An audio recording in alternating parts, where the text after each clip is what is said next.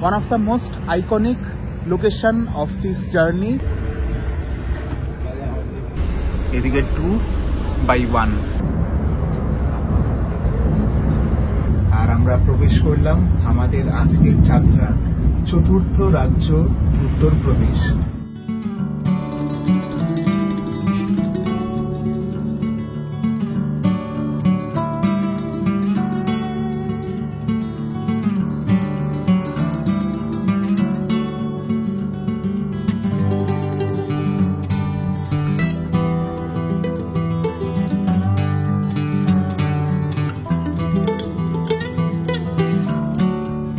নমস্কার বন্ধুগণ, আর স্বাগত তোমাদের সকলকে আরও একবার তিলোত্তমা কলকাতার বুকে অর্থাৎ স্প্ল্যানেড বাস টার্মিনাসে। তো ফাইনালি বহু বছরের অপেক্ষার অবসান ঘটিয়ে লোকনাথ বাস সার্ভিস LBS আর renowned bus operator of Kolkata শুরু করলো আগের মাসে পশ্চিমবঙ্গের second longest Volvo bus service. আর যেমনটা অলরেডি তোমরা থাম্বনেল আর ক্যাপশন থেকে বুঝেই গেছো, আমরা আজকে জার্নি করব from Kolkata to the city which is considered as the oldest continuous inhabited city in the world, যার বয়স আজ থেকে 3000 বছরেরও বেশি। হ্যাঁ, আমি কথা বলছি বাবা কাশী বিশ্বনাথ ধাম অর্থাৎ বেনারসের। তো সময় এখন 5:20, চলো যাওয়া যাক। বাস এসে গেছে, বাসে উঠে বাকি গল্প হবে। So friends, you are watching the vagabond guy, কাজ বলতে ভাই ঘুরি আর খাই। সো চলো, লেটস গেট স্টার্টেড।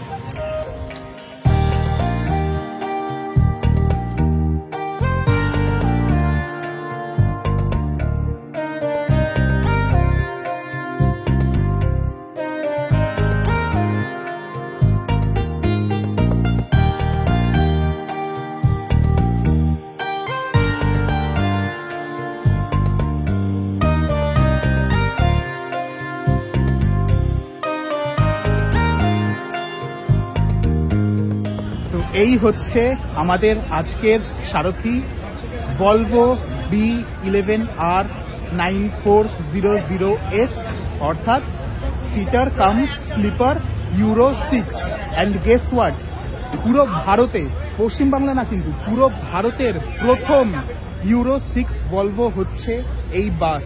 এমনিতে ইউরো 6 আমরা কি দেখি, বেশিরভাগই হচ্ছে B8R9600, বাট এই B11R কিন্তু খুব কমই দেখা যায়। তো যেমনটা তোমরা বেশিরভাগই জানো, এই বাসের টিকিট চাইলে অনলাইনেও কাটতে পারো অথবা এইরকম কাউন্টার থেকেও কাটতে পারো। এই বাসটা ছাড়ে সল্টলেক করুণাময়ী ISBT থেকে, ওখান থেকে সময় বিকেল 4টে, ধর্মতলা থেকে সন্ধ্যে 6টা।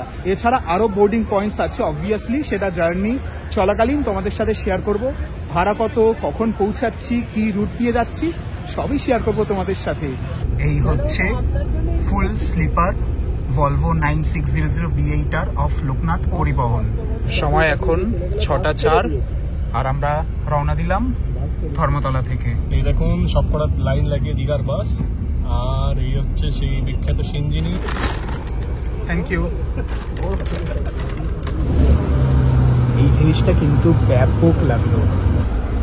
ভেলপুরি, ক্রিম বিস্কিট, একটা ক্রিম রোল, ফ্রুটি।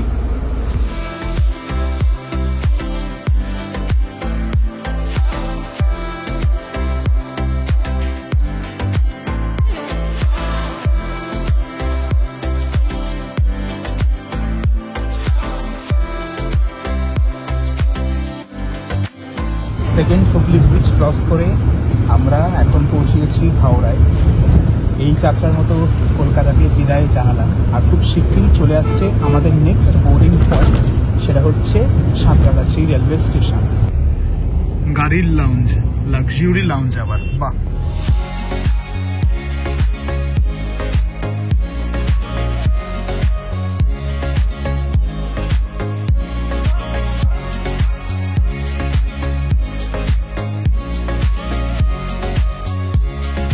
ঘড়িতে তখন 7:08 আর আমরা পৌঁছে গেলাম আমাদের পরবর্তী boarding point, that is Santragachi railway station. যেমনটা দেখতে পাচ্ছ, এই বাসে তোমরা পেয়ে যাবে ফ্রি ওয়াইফাই। জাস্ট তোমাদের নাম দিতে হবে, ফোন নাম্বার দিতে হবে, একটা ওটিপি চলে আসবে অ্যান্ড বিঙ্গো। এই বাঁ দিকে যে দেখছো তোমরা রাস্তাটা, এটা চলে যাচ্ছে টুয়ার্ডস খড়গপুর ভায়া কোলাঘাট। পুরীর যত ভলভো আছে বা দীঘার যত ভলভো আছে সব এদিক দিয়ে চলে যায়। আর আমরা এখন ডান দিকে ঘুরে যাব টুয়ার্ডস ডানকুনি। সময় এখন 7:17 আর আমরা পৌঁছে গেছি আমাদের নেক্সট বোর্ডিং পয়েন্ট ডানকুনি। এই দিক দিয়ে চলে গেল ডানকুনি রেলওয়ে স্টেশন। এখান থেকে মনে হয় কিছু প্যাসেঞ্জারের বোর্ডিং হবে। 2 বছর আগে যখন আমি যোধপুর টু উদয়পুর ভলভো বাসে ট্রাভেল করছিলাম, তখন আমি আমার একটা মনের ইচ্ছা প্রকাশ করেছিলাম আমার ভিডিওতে। এই যে পশ্চিম ভারত বা দক্ষিণ ভারত বা উত্তর ভারতে অনেক দূরপাল্লার ভলভো বাস দেখতে পাই, যেগুলো নিউমারাস স্টেটস কানেক্ট করে। আর তাদের সাফল্য দেখে উড়িষ্যা যেমন চালু করেছে ভুবনেশ্বর টু ব্যাঙ্গালোর বা Bhubaneswar to Hyderabad Volvo service, বা বিহারে আমরা দেখতে পাই Patna to Delhi Volvo service, তেমনই পশ্চিমবাংলায় কেন এরকম দূরপাল্লার ভলভো বাস কোনো অপারেটর চালায় না? হ্যাঁ, এই বছর মহাকুম্ভের সময় বেশ কিছু অপারেটর বাস চালিয়েছিল ফ্রম কলকাতা টু প্রয়াগরাজ আর শিলিগুড়ি টু প্রয়াগরাজ, বাট ওগুলো কিন্তু পার্মানেন্ট ছিল না। সেই কারণেই আমি কুর্নিশ জানাই লোকনাথ পরিবহনকে, কারণ তারা সাহস করে on a permanent basis Kolkata to Benares এই ভলভো বাস সার্ভিস চালু করেছে। আর এই ভলভো বাস সার্ভিস যখন লাস্ট মাসে চালু হয়, তখন এটাই ছিল পশ্চিমবাংলার longest running Volvo, which covers 4 states and total দূরত্ব কভার করে 700 কিলোমিটারের কাছাকাছি। বাট তার কিছুদিন পরেই হান্স ট্রান্সপোর্ট চালু করলো Kolkata to Indore Volvo bus service. এই মুহূর্তে সেটাই হচ্ছে লংগেস্ট, আর এই Kolkata to Benares second longest. তো এই পালশিপ টোল ট্যাক্স ক্রস করেই আমরা একটা ছোট্ট বায়ো ব্রেক দিয়েছি 2-3 মিনিটের। আর এরপরেই আসবে শক্তিগড়, যেখানে কলকাতা আসানসোল বা আসানসোল কলকাতার যত ভলভো বাস বা স্ক্যানিয়া বাস আছে তারা সবাই ল্যাংচা ব্রেক দেয়, মানে টিফিন ব্রেক দেয়। আমি ওটাকে ল্যাংচা ব্রেক বলাই প্রেফার করি। তবে আমরা কিন্তু শক্তিগড় স্কিপ করব, কারণ আমাদের পরবর্তী হল্ট হবে ডাইরেক্ট দুর্গাপুরে, which is another boarding point.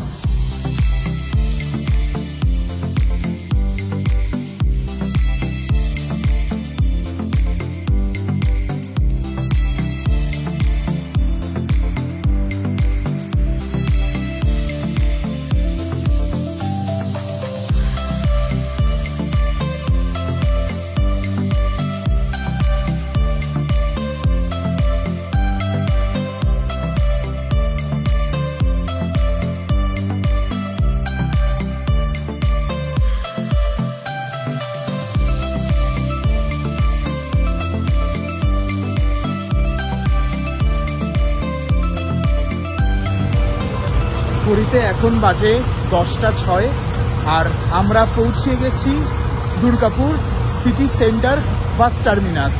And এই দুর্গাপুর হচ্ছে পশ্চিমবাংলার অন্যতম শিল্পনগরী and one of the planned cities of Bengal, along with Salt Lake, New Town, Kalyani and of course এই দুর্গাপুর।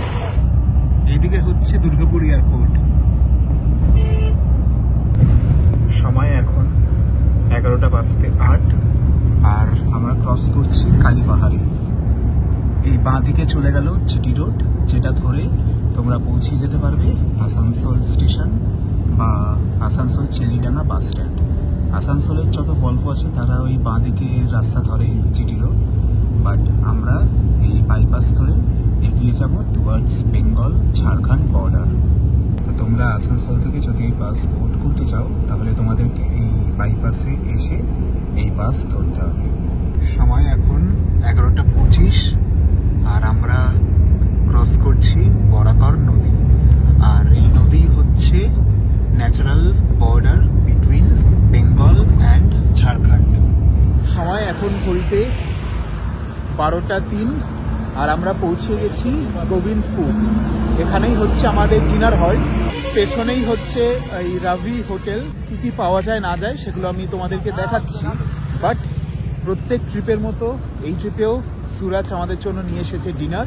তো ডিনারটা করা যাক আর তারপর আবার জার্নিটা কন্টিনিউ করব। তো এই হচ্ছে ডিনার, ইডলি, উইথ গান পাউডার। কি বলেছে না গান পাউডারকে তোরা? যোধপুর এক্সপ্রেসে ছেলেটা শিখতে পারলো না কি নাম? হ্যাঁ, বলে মোড়াগা পুরি। মোড়াগা পুরি, মোড়াগা পুরি। হ্যাঁ, যোধপুর এক্সপ্রেসে উচ্চারণ করতে পারিনি, এবারও পারলাম না, তো খাওয়া যাক এইবার।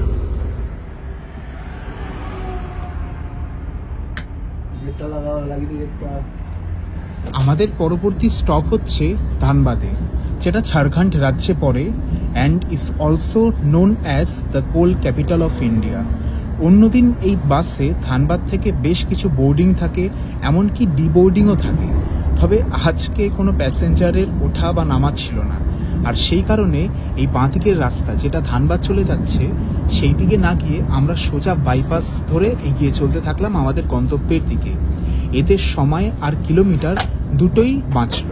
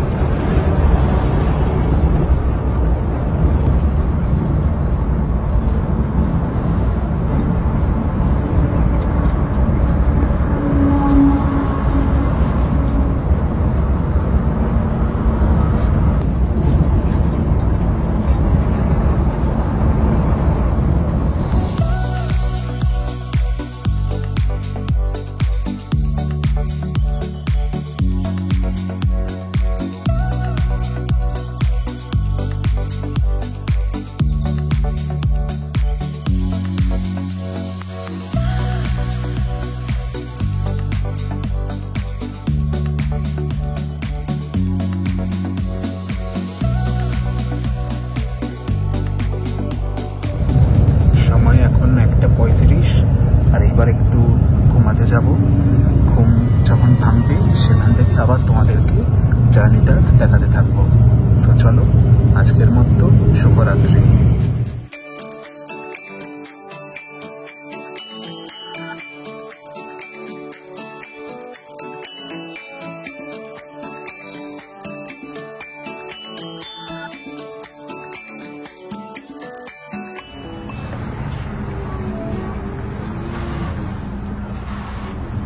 সুপ্রভাত তোমাদের সকলকে আরও একটা নতুন রাজ্য থেকে, এই যাত্রার তৃতীয় রাজ্য, দ্যাট ইজ বিহার।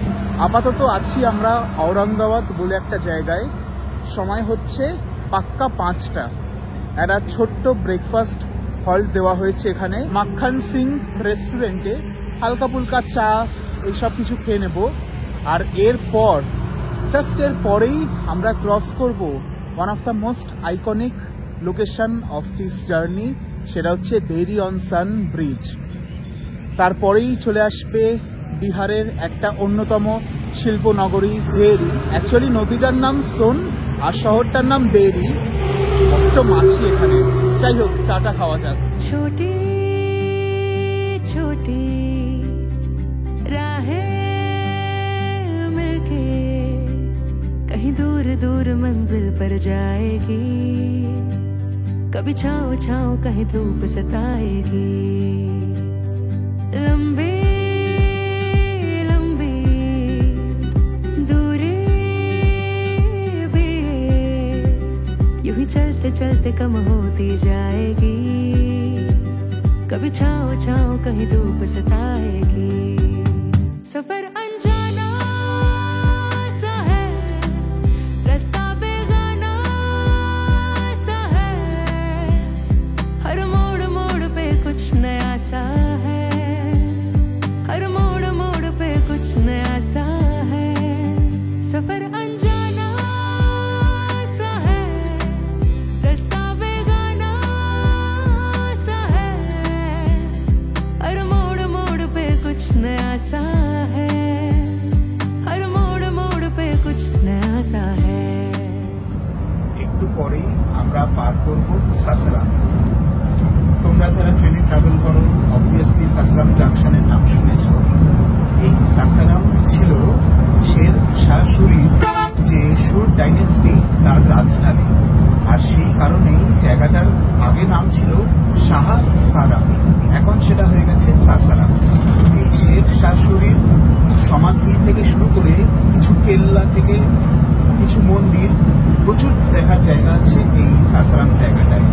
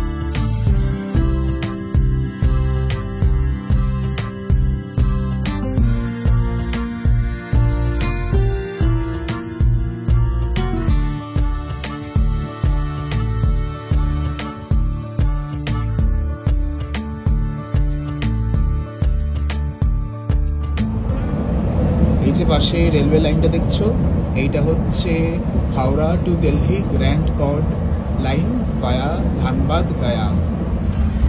ঘড়িতে এখন 7:11 আর আমরা প্রবেশ করলাম আমাদের আজকের যাত্রার চতুর্থ রাজ্য উত্তরপ্রদেশ। আর মোটামুটি এক্সপেক্টেড 1 ঘন্টার কম লাগবে, দেখা যাক কখন পৌঁছাই। সময় এখন 7:23 আর আমরা ক্রস করছি চান্দাউলি। এখান থেকে বেনারস হচ্ছে 32 কিলোমিটার।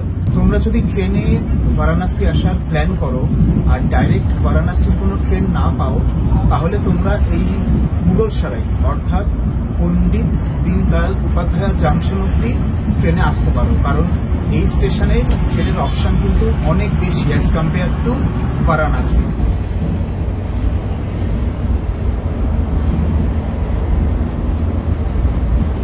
মুঘলসরাই থেকে বেনারস যেতে সময় লাগে এই 8 ঘন্টা 40 মিনিট মতো। তো চলো ততক্ষণে তোমাদেরকে বাসের ফিচার্সগুলো দেখাই। প্রথমত তোমরা পেয়ে যাবে এই সুপার কমফি রিক্লাইনিং সিট, আর সাথে দেবে একটা কম্বল। এখানে ইউএসসি পোর্ট আছে, এসি ভেন্ট আছে, রিডিং ল্যাম্প, এছাড়া বটল হোল্ডার, ম্যাগাজিন হোল্ডার আর একটা হ্যান্ডেল সাপোর্টের জন্য। হ্যাঁ, আর সুরাজের নাম। আর এখানে জাস্ট কিছু ঝুলিয়ে রাখার জন্য এরকম দুটো সাপোর্ট দিয়েছে। লেগ স্পেসও বেশ ভালো। সিটগুলো কিন্তু নর্মাল যে 2x2 ভলভো তার থেকে অনেক বেশি চওড়া। এই সিটটা নেওয়ার সুবিধা হচ্ছে এখানে একটা এখানে একটা রো কম থাকে, কারণ এই যে দেখছো এটা হচ্ছে একটা এমার্জেন্সি গেট। এইদিকে এরকম নেই, জাস্ট এইদিকেই লেগ স্পেসটা অনেকটা বেশি। আর এই হচ্ছে স্লিপার, এরকম পর্দা দেওয়া থাকবে। এদিকে 2x1 এরকম জিনিসপত্র রাখার জায়গা দিয়েছে। এসি ভেন্ট আছে, এদিকেও সেম অ্যামিনিটিস। এসি ভেন্ট আছে, রিডিং ল্যাম্প আছে, ইউএসবি পোর্ট আছে, হেডরেস্ট আছে সুন্দর, আর এছাড়া বালিশ দিচ্ছে আর সাথে কম্বল। আর যেহেতু এটা দুজনের বেড আছে, তাই ধরো তোমরা সোলো ট্রাভেল করছো, এবার আরেকজন অচেনা মানুষ সাথে আছে, সেক্ষেত্রে এই পর্দাটা টেনে দিলে কমপ্লিট প্রিভেসি পেয়ে যাবে। গদিটা বেশ ভালোই নরম আছে, নাইস।